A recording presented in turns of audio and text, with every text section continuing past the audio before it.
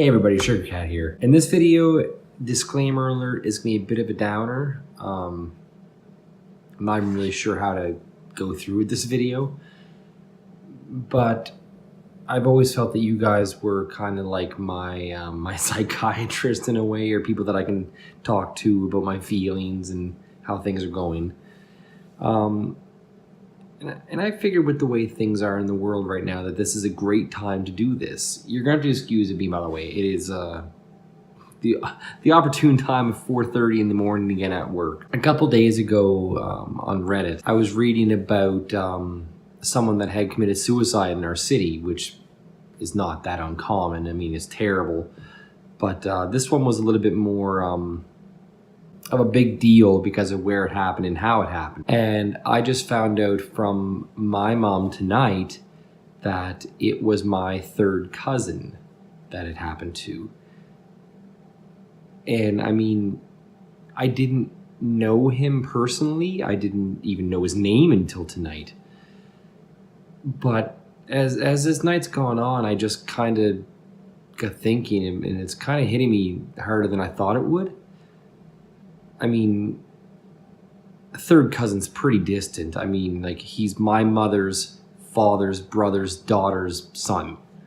So, but we have the same great-grandfather. So we're kind of related in that way. I mean, it's distant enough, but it still kind of hit me. Like, like suicide and depression and anxiety and stuff are really touchy subjects for me, having dealt with a lot of it personally. I mean, still dealing with it. I have friends right now that are fighting as hard as they can.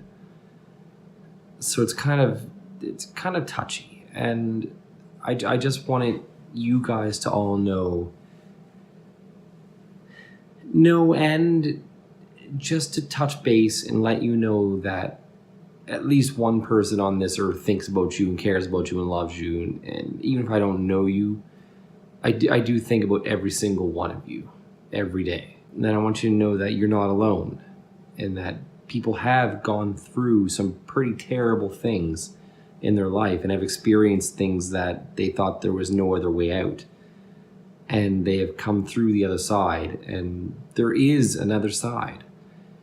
You can be sitting there one day and think that this is it, this will never get better. And it might not for a long time. It might take a long time. It might take a short time. But there is something on the other side. You just have to fight really hard for it. And I believe that everyone has that strength in them.